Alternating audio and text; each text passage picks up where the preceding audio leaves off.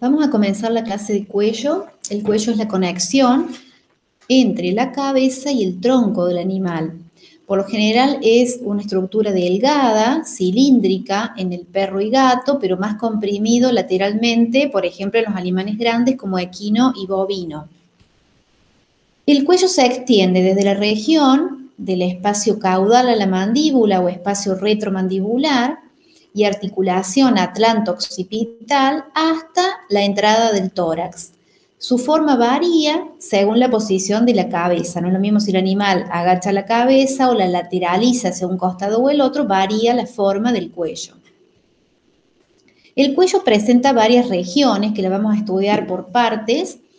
Tenemos una región dorsal del cuello, una región lateral, una región ventral del cuello que va a ser muy importante desde el punto de vista clínico, una región parotidia y una preescapular, es decir, delante de la escápula, craneal a la escápula. Los músculos del cuello se hallan agrupados alrededor de las vértebras cervicales, participando de las actividades entre la cabeza y el cuello, ¿sí? O actividades cérvico-cefálicas del miembro torácico. Entonces, la función es muy importante para el equilibrio y locomoción en los mamíferos domésticos. Acá tenemos la columna cervical, que sería la base ósea del cuello. Y acá una radiografía, ¿sí? Desde lo que es una vista lateral de lo que es, bueno, el hueso atlas, el axis y las vértebras cervicales posteriores. Vamos a empezar con la región dorsal. La región dorsal del cuello de los animales va desde la nuca hasta el tórax, ¿sí? O base del cuello. Aquí se van a implantar, por ejemplo, la crinera en los equinos. Es la base de esta región es el ligamento nucal, que ya vamos a hablar de las partes del ligamento nucal en los diferentes animales. También otra estructura importante de esta zona son los músculos epiaxiales, es decir, los que se encuentran sobre las apófisis transversas de las vértebras cervicales. Es decir, de las apófisis transversas hacia dorsal vamos a tener músculos llamados epiaxiales. Acá tenemos marcado con línea de puntos el ala del atlas. Ahí más o menos estaría el nivel de la primera vértebra cervical. Y con el número 1 está marcada otra región que vamos a ver más adelante. La región lateral es toda esta región que se le suele llamar en el campo la tabla del cuello, o así en la jerga tradicional, hablar de la tabla del cuello es hablar de la región lateral. Se encuentra caudal a la mandíbula hasta la base del cuello también, y comprende la región de un músculo que ustedes habían visto en Anatomía 1, que era el brachiocefálico, que justamente en esta parte se está notando, casi en los animales de piel fina sobre todo, el reborde de lo que sería el músculo brachiocefálico. Y la base anatómica, realmente en esta parte lateral, es donde están los cuerpos de las vértebras cervicales, desde la cervical 2 hasta la cervical 6. Después teníamos la región parotidia, que está en esta zona relacionada a ventral de la oreja y sobre todo a caudal de la mandíbula. Entonces comprende el borde caudal de la rama de la mandíbula hasta el ángulo de la mandíbula. Todo eso es la región, recuerden que la parótida del caballo es una glándula muy grande, entonces a toda esta zona se le llama región parotidia.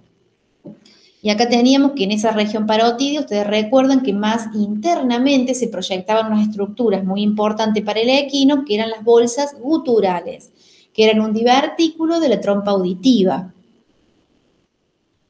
Y aquí teníamos con un molde, ¿sí? Una vista lateral del molde del divertículo de la trompa auditiva, es decir, de la bolsa gutural, relacionadas, obvio, con la cabeza ósea, ¿sí? Acá lo vemos también en la vista lateral, el molde de la bolsa gutural, con el hueso estiloioides que dejaba su marca por ventral y dividía esas bolsas guturales en compartimento lateral y medial. ¿Con qué se relaciona esto? Con la región parotidia del cuello, que está justamente sobre esta zona de las bolsas guturales. La región preescapular, una de las últimas regiones que vamos a nombrar, está en la base del cuello acraneal de la escápula hasta la articulación del hombro, ¿sí? Esta zona preescapular es una zona muy importante, sobre todo en pequeños animales, porque se van a palpar unos nódulos linfáticos, que son los cervicales superficiales, que son muy importantes. También tenemos que relacionar con la zona preescapular al triángulo lateral del cuello que ustedes habían estudiado en Anatomía 1, ¿sí? Ya vamos a volver a repetir los límites del triángulo lateral del cuello. Si volvemos a la región dorsal del cuello, habíamos dicho los límites, desde la cresta nucal hasta la espalda. También se puede describir desde el ala del atlas hasta el ángulo craneal de la escápula. ¿Por qué es importante la región dorsal del cuello? Porque podemos hacer punciones de la cisterna cerebelo-medular o cisterna magna para hacer extracción de líquido cefalorraquídeo o cerebroespinal. Eso se hace entre el hueso occipital de la cabeza y el atlas, inyectando con una dirección ventrocraneal la aguja aproximadamente a unos 8 centímetros. Bueno, y las bolsas sinoviales que también tenemos en la región del cuello son bolsas subligamentosas muy importantes, que ya la vamos a ver en un dibujito. Se llaman bolsas nucales, ¿sí? Bolsas sinoviales, es decir, de protección para ciertos ligamentos. En el equino y en el bovino están más desarrolladas, están realmente presentes las bolsas nucales. Acá tenemos un perfil, una vista lateral derecha del cuello de un caballo, y acá tenemos la implantación de la crinera en su borde dorsal, una zona más elevada. Este animal sufría de timpanismo de las bolsas guturales. Incluso se ve en esta parte más elevado como una dilatación hacia la parte caudal de la mandíbula. Estaba con dilatación o timpanismo de las bolsas guturales. En el borde dorsal teníamos un ligamento muy importante que tienen que repasar, que es el ligamento nucal, ¿sí? El ligamento nucal se fija en la mayoría de las especies desde la protuberancia occipital externa hasta el ligamento supraespinoso, primeras vértebras torácicas. Y tiene dos porciones en la mayoría de los animales. Una porción que es como un cordón, que se llama porción funicular, funículo significa cordón, y una porción laminar que baja desde ese cordón hacia las apófisis espinosas de las vértebras cervicales. Esa porción laminar no la presenta el perro. El perro solamente tiene la porción funicular del ligamento nucal.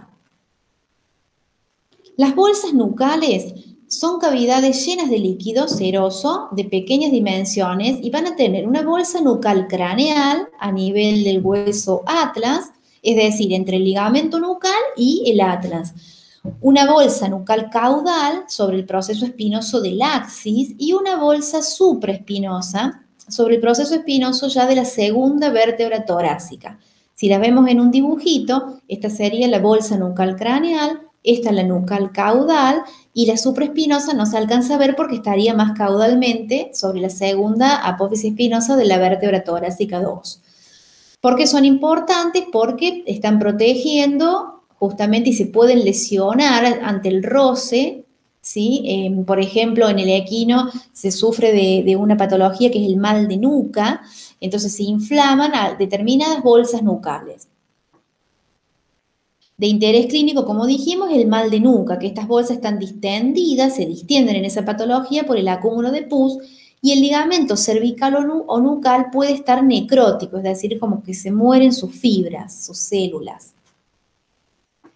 La punción de la cisterna cerebelo-medular dijimos que era muy importante en esta zona dorsal del cuello, ¿sí? Si volvemos un poquito, sería aproximadamente por acá entre el hueso occipital y el atlas. Ahí se sacaría el líquido cerebroespinal.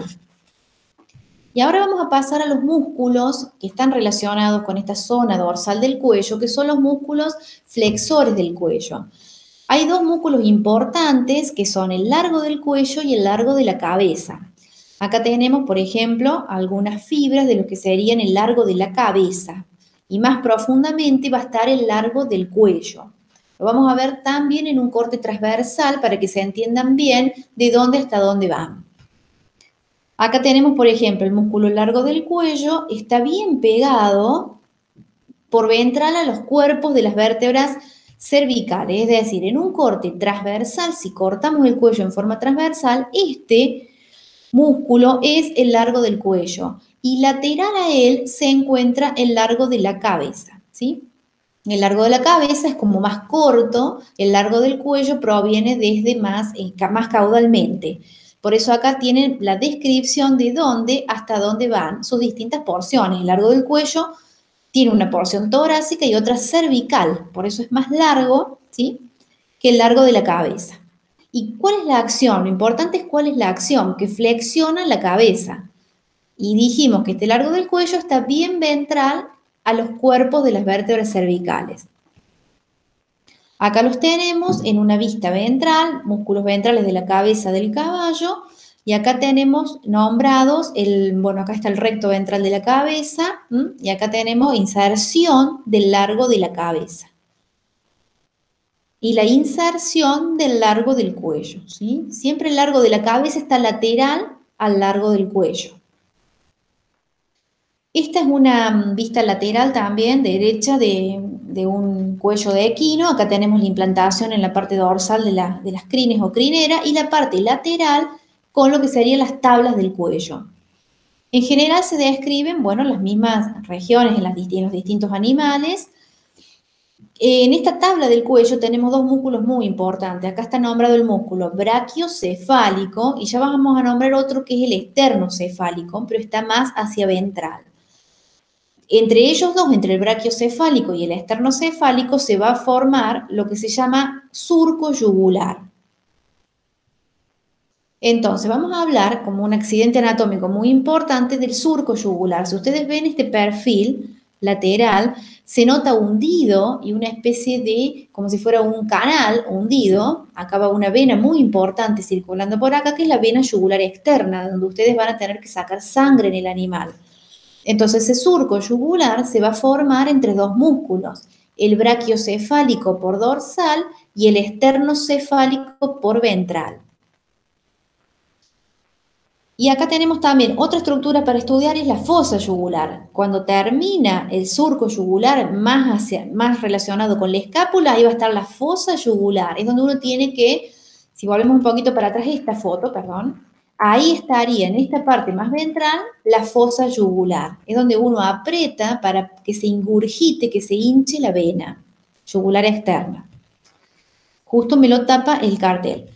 Entonces la fosa yugular cuando termina más caudalmente el surco yugular. Y el surco preescapular, también está tapado por el cartel, es en la parte craneal de la escápula. ¿Qué importancia clínica tiene conocer las fascias del cuello? Hay una fascia cervical superficial y otra cervical profunda. La cervical superficial tapiza los músculos y emite tabiques que separan algunos músculos, pero la más notable es la fascia cervical profunda. Esta fascia cervical profunda, en la parte terminal del cuello, es como que se introduce dentro del tórax, tiene una continuación con el tórax.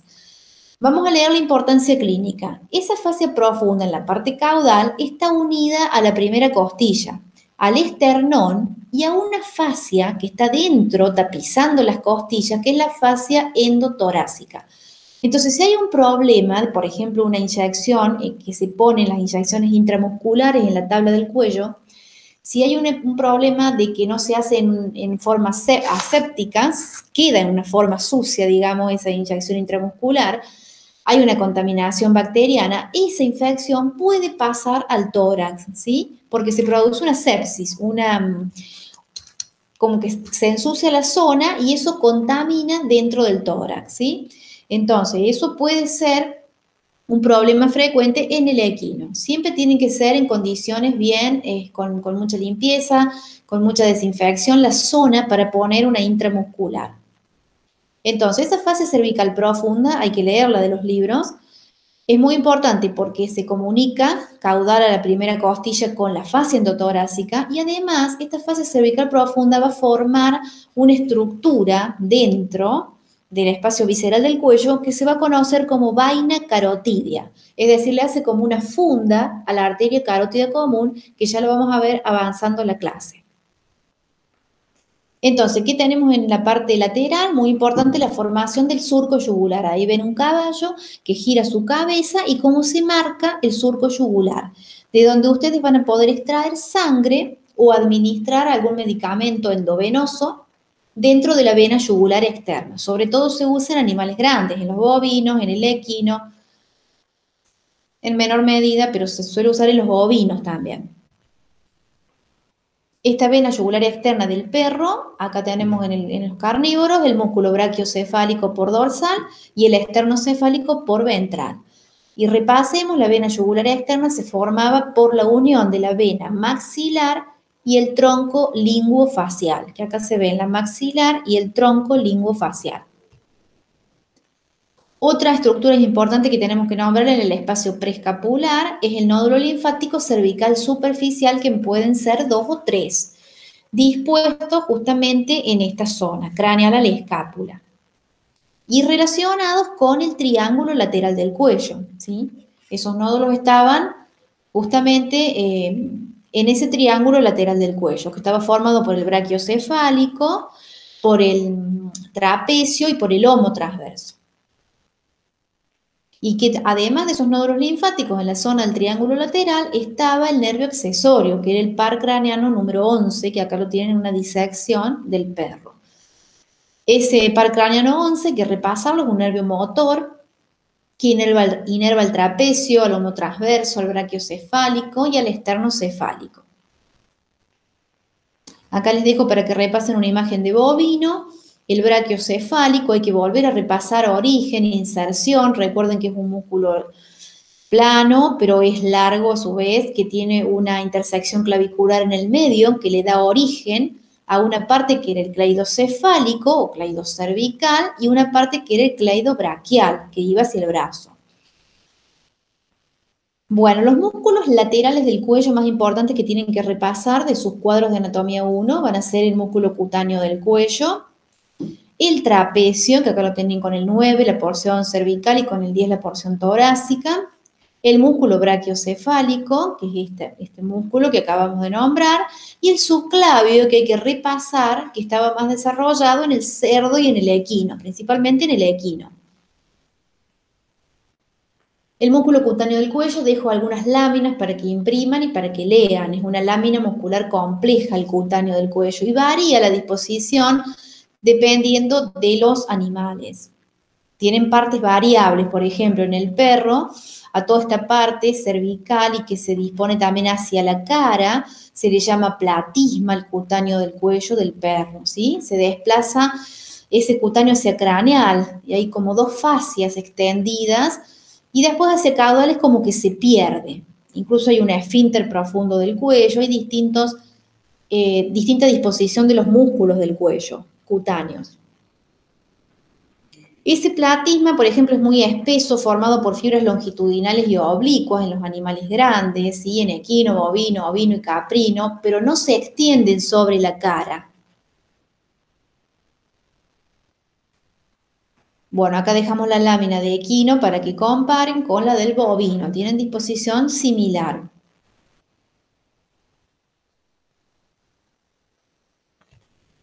El músculo brachiocefálico, esta es la teoría de origen, inserción y de las distintas partes que tiene en el bovino, en el equino y en los carnívoros, ¿sí? Por ejemplo, en el perro tiene una porción cleidomastoidea porque va al proceso mastoide del temporal y cleidocervical hacia el ligamento nucal.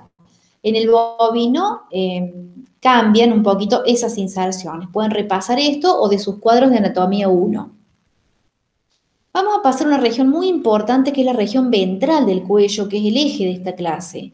Tiene importancia clínica la región ventral del cuello porque tiene estructuras viscerales, vasculares y nerviosas.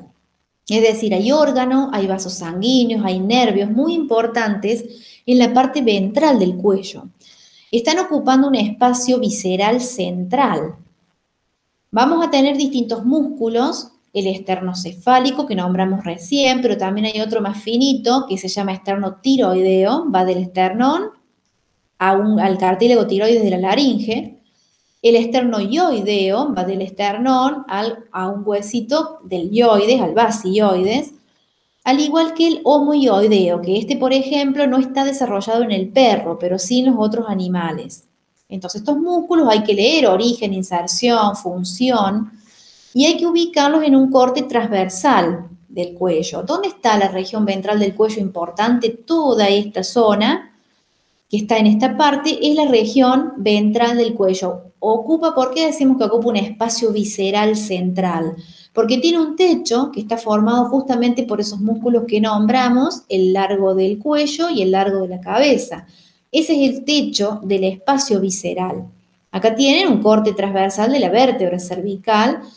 Estos son músculos epiaxiales y los que estén por acá son hipoaxiales. Entonces, en este espacio vamos a nombrar distintos órganos. Acá ya se está viendo la tráquea, ¿sí? Sobre ella se ve el esófago y ahí ya vamos a ir identificando distintas estructuras vasculares y nerviosas. Todo este círculo, en esta zona, estaría el espacio visceral del cuello. Y acá tenemos por ventral estos músculos como el esternotiroideo, el esternoioideo, incluso el homoioideo. Por ejemplo, en un perro en una disección, en un perro en decúbito dorsal, se ve su cabeza levantada. Acá tenemos, por ejemplo, con el 1, los músculos esternocefálicos, van desde el esternón hacia la cabeza. El esternotiroideo, acá combina con el 2, va a ir desde el esternón hacia el cartílago tiroides. La vena yugular externa no es del espacio visceral central, porque queda más hacia lateral. Bueno, y un arco venoso subioideo que no lo tienen en el listado de nombres. Acá dejo referencias para que ustedes repasen. Voy a pasar este PowerPoint, así lo pueden copiar más tranquilos, a las características del esternotiroideo. Quiero que veamos las láminas. ¿Dónde está el esternoioideo? En esta parte, acá hay una disección del esternoioideo del perro. Y el esternotiroideo, como una lámina más finita, más pegada a la tráquea, buscando hacia el cartílago de la laringe. Es el cartílago tiroides. Acá lo ven cómo llega hacia el cartílago tiroides del perro. El homoioideo dijimos que no estaba desarrollado en los carnívoros, pero forma como una especie de V corta. Entre este homoioideo y el esternocefálico se forma como un rombo para hacer una traqueotomía, por ejemplo, en los animales grandes. Bueno, también en el perro, pero no está desarrollado el homoioideo, sino que se extienden otros músculos en el perro. Entonces forma como una especie de V corta con el vértice hacia rostral. También termina insertándose hacia el hueso basiloides. Acá dejamos algunas láminas, qué pasa en el cerdo, el abundante tejido adiposo que va a tener y la disposición de los músculos impide que el cerdo se use la vena yugular externa, no es una vena tan accesible como en el resto de los animales. Y en los carnívoros acá se aclara de que no hay músculo homoioideo, no se formaría como en los grandes animales el verdadero surco yugular, no es tan de elección para hacer extracciones endovenosas en el perro, la vena yugular externa. Se usan otras venas, que ya las hemos visto incluso en anatomía 1, como la vena cefálica, la vena safena. Entonces acá tenemos, para que ustedes impriman esta lámina, tienen todos los nombrecitos. Esto que está en azul, acá en celeste, esa es la vena yugular externa, no es parte del espacio visceral central, sino que queda en los laterales, entre el brachiocefálico y el esternocefálico. Acá tienen marcado el homoioideo, porque esto es una lámina de caballo. Siempre presten atención en los cortes transversales del cuello, a qué altura está hecho el corte. Acá les dice a nivel del axis, porque les va a ir variando la forma del cuello y la disposición de las estructuras dependiendo dónde está el corte transversal. No es lo mismo cortar el cuello a nivel del axis que cortarlo a nivel de la quinta o sexta vértebra cervical. ¿Qué otras estructuras están marcadas? Por ejemplo, la arteria carótida común y un cordón que se llama tronco vago simpático, que es una estructura nerviosa que ya vamos a nombrar, y el esófago, ¿sí? Además de la tráquea. Y acá tienen el esternotiroideo más finito, más pegado a la tráquea. Y el esternocefálico, un músculo mucho más grande. Acá tenemos, bueno, otro corte que ustedes van a tener que ir analizando. Acá tenemos Esta es la tráquea, este es el esófago que ya está a la izquierda de la tráquea, la arteria carótida común, el tronco vago simpático. Entonces vamos a ir viendo distintas estructuras del espacio visceral del cuello, que acá les dejo el listado. Tienen que estudiar en detalle el esófago, que acá está marcado, la tráquea, la glándula tiroides, que se apoya a caudal de la laringe sobre los primeros anillos traqueales, la glándula paratiroides, también relacionada con la tiroides, las arterias carótidas comunes, que son muy importantes, ¿sí? Hay que subrayarlas, hay que repasarlas bien, son los principales vasos que llevan sangre, vienen desde el tórax, ¿sí? Vienen desde el tronco brachiocefálico, que es una rama de la aorta, y van a ir rumbo a la cabeza. Esta arteria carótida común es la madre, por decirlo así, de la arteria carótida externa, que ustedes vieron llegando a la cabeza. Los troncos vagos simpáticos. Acá se mezcla el vago, que era el décimo par craneano, que era un nervio parasimpático. Este vago viene bajando, es como viene desde la cabeza, ¿sí? Desde el cerebro hacia el resto, bajando por el tórax, bajando por el cuello, perdón, para entrar hacia el tórax.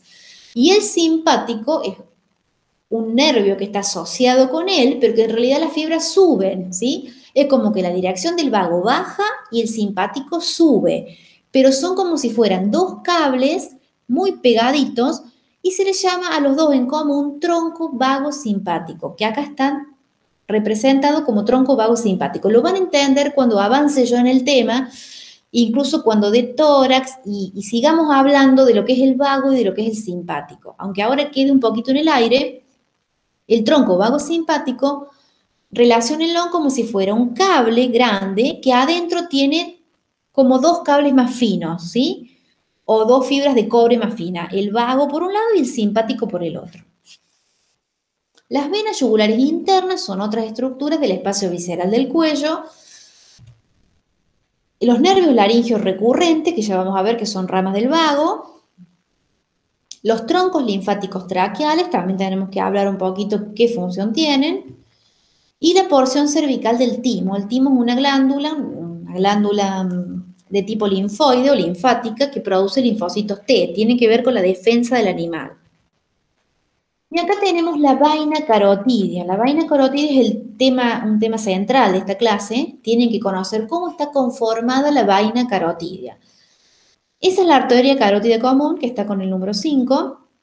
Esa arteria carótida común está envuelta por una vaina, ¿sí? Que yo les había dicho que esa vaina estaba formada por la fascia cervical profunda. Esa fascia cervical profunda envuelve tres estructuras importantes: la carótida común, el tronco vago simpático que nombramos recién y el nervio laringio recurrente derecho. Esas tres estructuras sí o sí están dentro de la vaina carotidia, ¿sí? Como una especie de estuche que me rodea estas tres cosas. Algunos autores hablan que también está la vena yugular interna, pero no en el equino, ¿sí? El equino no la tendría. Y esta es una vista lateral izquierda del cuello de un equino con la disección real, ¿sí? Acá buscan la referencia y lo van identificando. Acá tenemos que analizar un poquito dónde surge el nervio laringio recurrente, que es una rama del vago. Si ustedes miran este animal, que está visto desde dorsal, con el cuello y la cabeza hacia abajo. Analicemos un poquito acá. Acá está la cabeza del animal. Acá tenemos en amarillo el nervio vago izquierdo. Este vago izquierdo sale del encéfalo, el décimo par craneano. Yo les dije que bajaba por el cuello, va por el cuello, sigamos el cursor, y en el cuello no va solo, ven que acá pasa a llamarse tronco vago simpático, porque se le une el simpático, que el simpático es otro nervio que venía subiendo en realidad, pero es como que se juntan las fibras uno al lado del otro. Entonces ya no es más vago solo, sino que va junto con el simpático y se llama tronco vago simpático. Ese tronco vago simpático entra al tórax, pasa, y dentro del tórax del animal, que sería en esta parte, da un giro, en realidad el vago, este tronco vago simpático, en realidad el vago izquierdo, sigue como vago izquierdo acá en la entrada del tórax, da una rama que hace un giro alrededor de la aorta. ¿sí? De la aorta craneal. Ese giro, esa rama que largó, si ustedes lo siguen por acá, se va a llamar nervio laringio recurrente izquierdo. Entonces, el vago izquierdo da una rama que se llama nervio laringio. ¿Por qué recurrente? Recurrir significa que vuelve, que se vuelve para atrás. Entonces, tenemos el vago acá, nos larga el laringio recurrente izquierdo que se vuelve de nuevo por el cuello, pero más internamente, no va pegado al tronco vago simpático, sino que viene por otro lugar que ya lo vamos a ver. Vuelve hacia dónde va el laringio recurrente izquierdo, hacia los músculos de la laringe, que nosotros estudiamos ya en la clase de laringe, ¿sí? Ustedes repasen, a la mayoría de los músculos relacionados con la laringe va a ir el nervio laringio recurrente izquierdo. ¿Qué hace el vago derecho? El vago derecho sale de su lugar del cerebro, en el cuello forma el tronco vago simpático derecho, se mete al tórax, pero no llega a un nivel tan distal como el izquierdo, sino que larga el laringio recurrente antes. Por eso no suele lesionarse tanto en esta zona, pero sí, este espacio sí. ¿Por qué decíamos que se afectaba la glotis en un caballo? Por afección del laringio recurrente izquierdo. Esta es una zona de más lesión por el giro que hace, distinto a este que sale antes, que es el laringio recurrente derecho. El laringio recurrente derecho vuelve por el cuello de nuevo hasta la laringe, ¿sí? Pero tiene una disposición diferente, por eso es una de las pocas fotos que encontré para que ustedes entiendan la disposición del vago y del laringio recurrente, tanto el izquierdo como el derecho. Por eso se los dejo para que la impriman. Bueno, seguimos con el espacio visceral del cuello. Dijimos que había distintas estructuras como son el esófago, que es de la vía digestiva, la tráquea, que es de la vía respiratoria, y tienen que leer sobre el paquete vasculonervioso, que tenía las carótidas comunes, venas yugulares internas, dependiendo de la especie. La yugular externa no estaría dentro del espacio visceral del cuello. Acá hay un error, no sé bien qué autor está sacado, pero la externa no. El nervio vago, el nervio vago en realidad no como vago solo, sino como tronco vago simpático. Y el nervio laringio recurrente, sobre todo el derecho, está dentro de la vaina carotidia.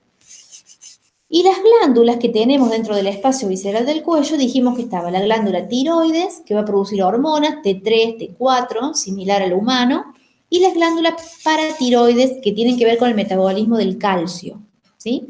El timo también es otra glándula que tiene que ver con las defensas del animal. Del esófago, ¿qué tenemos que conocer? Que es un conducto que va a conducir la comida, ¿sí? Conecta la faringe con el estómago. Está vacío durante el reposo, tiene que ver con la deglución del animal, todo lo que van a estudiar el año que viene en fisiología. Tiene que ver con la eructación, si es un bovino, con el vómito, ¿sí? Para veces los perros. Hay contracciones del esófago, un órgano muy muscular, se dilata mucho, sobre todo en el perro, puede tener obstrucciones el esófago del perro. Y como es tan largo, es un tubo que ustedes piensen que empieza en la faringe y va a terminar en el estómago, entonces va a tener un trayecto largo. Tiene una parte cervical, que va por el cuello, otra que va dentro del tórax, torácico, y otra abdominal. Si yo se los puedo mostrar en este dibujito, que es muy básico, pero sirve mucho, si yo lo miro en una vista lateral, tengo la tráquea, laringe, tráquea, ¿no? Paso de aire. ¿Y qué tengo? A dorsal de la tráquea voy a tener el esófago, que es este tubo, ¿no? Que nace en la faringe.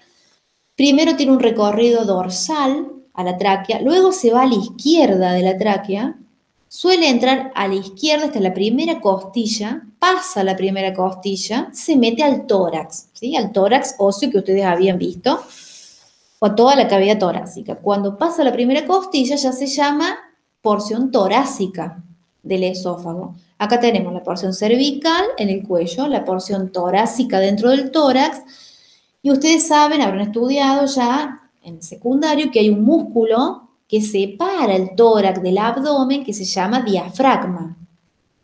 Este diafragma en principal es un músculo respiratorio incluso, que me está separando el tórax del abdomen. Entonces, el esófago tiene que atravesar el diafragma. Cuando pasa el diafragma, tiene una pequeña porción que se llama esófago abdominal.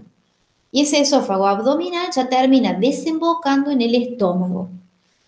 ¿Por qué explico todo esto? Porque ahora tenemos que ver este trozo de esófago que está pasando por el cuello. Si no, no puede llegar nunca a desembocar en el estómago. Entonces, acá lo tenemos, ese que está aplanado ahí, si ustedes pudieran disecar los chivos, por ejemplo, las cabras que sabemos que están en la mesa, verían el esófago así, como un tubo, color rojizo, aplanado, suele estar aplanado cuando no tiene alimento, y está relacionado a dorsal de la tráquea. Y esa es la tráquea que es cartilaginosa con paso de aire, la tráquea. ¿Qué tenemos marcado acá? Bueno, acá tenemos la tráquea, acá tenemos el esófago y tenemos la vaina carotidia. ¿Qué tiene la vaina carotidia? La arteria carótida común, el tronco vago simpático, esas dos estructuras nunca se las olviden. Sí o sí dentro de la vaina carotidia, arteria carótida común, tronco vago simpático. Depende del animal, puede estar la vena yugular interna, no está en el caballo, y el nervio laríngeo recurrente derecho.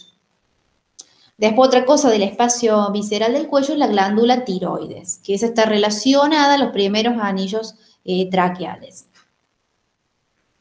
Bueno, acá tenemos las diferencias de las curvaturas del esófago para que ustedes analicen. Si el animal baja la cabeza, es un verdadero tubo.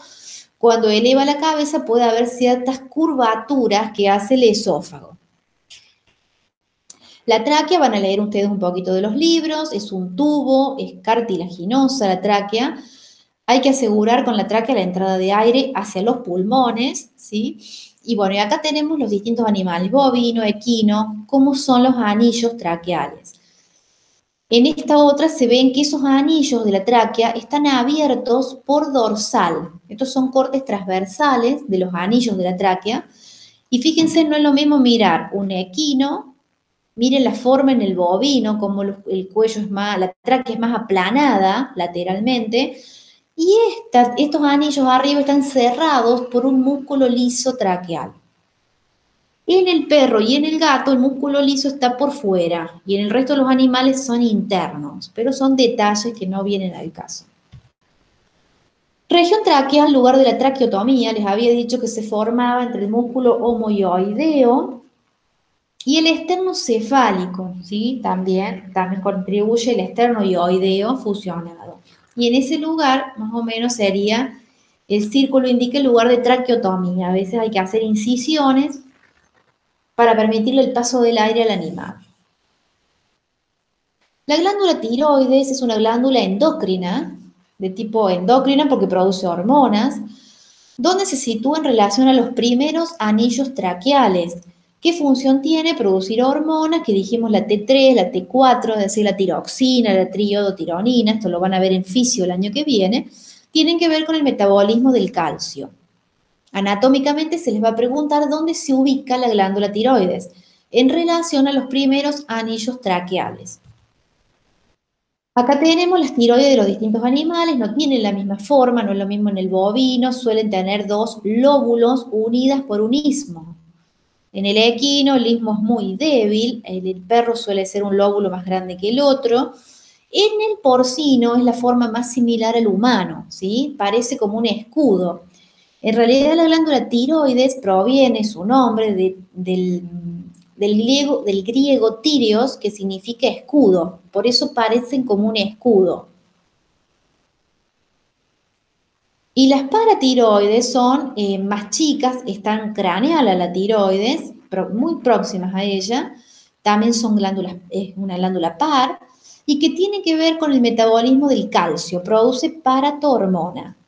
Simplemente acá es un esquema para que ustedes vean que están las paratiroides muy cercanas e incluso como embebidas en la glándula tiroides. Y el timo que tienen que repasar también es una glándula ya de tipo linforreticular, es decir, un órgano de defensa, va a producir linfocitos T. Hay un timo cervical y otro timo que vamos a ver después dentro del tórax. Y la función que tiene es de defensa, ¿sí? Los animales más jóvenes tienen un timo más grande, pero luego se va achicando con la edad.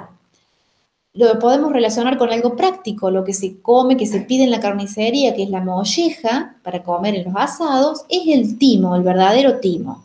Y si miramos un dibujo de un animal en una disección, todo este timo es el que está dentro del cuello. Después cuando veamos tórax, vamos a ver que el timo en realidad, a medida que el animal crece, este timo cervical se va achicando, se va perdiendo y solamente va a quedar esta parte torácica del timo, ¿sí? Pero lo importante es que es del sistema de defensa. Y ahora que estamos estudiando el cuello, tenemos que estudiar el timo cervical en los terneros, en los cerdos también está desarrollado, en los otros animales no. O sea, es pequeño en el equino, pero y en el perro no estaría la parte cervical del timo. Corte transversal a nivel de la cuarta vértebra cervical para que ustedes analicen cómo varía a nivel de la cuarta, cómo varía respecto a nivel de la segunda, ¿sí? Acá tenemos ya el esófago más hacia la izquierda y determinadas estructuras. ¿Dónde está la carótida común, por ejemplo, con respecto a la tráquea? La carótida común se ubica dorso-lateral de la tráquea y a su vez el tronco vago simpático se ubica a dorsal de la arteria carótida común. El corte a nivel de la séptima vértebra cervical, ven cómo se aplana incluso lateralmente el cuello y acá volvemos a tener las distintas estructuras. El esófago, la tráquea, la arteria carótida común y el tronco vago simpático, pero del lado donde está el esófago, el lado izquierdo, varía un poquito la disposición, tira más hacia ventral, a la carótida y al tronco vago simpático. Les dejo algunas láminas para que ustedes observen disecciones reales de equinos. Con el 9 van a tener, por ejemplo, la vena yugular externa. Ahí se alcanza a ver la tráquea. Con el 14, el músculo esternocefálico y así van ubicando las distintas estructuras. Acá tenemos a mayor detalle con el 7 la tráquea, el músculo brachiocefálico con el 6, los músculos externos y oideos con el 9. Acá estamos retrayendo, reflejando el esternocefálico para ver más profundamente algunas estructuras, como por ejemplo el conducto linfático traqueal, que ya lo voy a explicar cuando dé la clase de tórax, qué secreción está llevando el conducto linfático traqueal y a dónde termina, ¿sí? Porque ahora se nos va a hacer extenso, no lo van a alcanzar a interpretar. Lo voy a repetir cuando dé la clase de tórax. ¿Qué estructura es el conducto linfático traqueal? ¿De dónde viene y hacia dónde va? Acá tenemos con el 5 también nuevamente el conducto linfático traqueal lleno de linfa, que va a volcar después en el sistema venoso. Acá tenemos la arteria carótida con el número 5, la carótida común izquierda. Siempre recuerden que van a tener una del lado izquierdo y otra del lado derecho. Bueno, hemos llegado al final y nos encontramos la clase que viene con el próximo tema.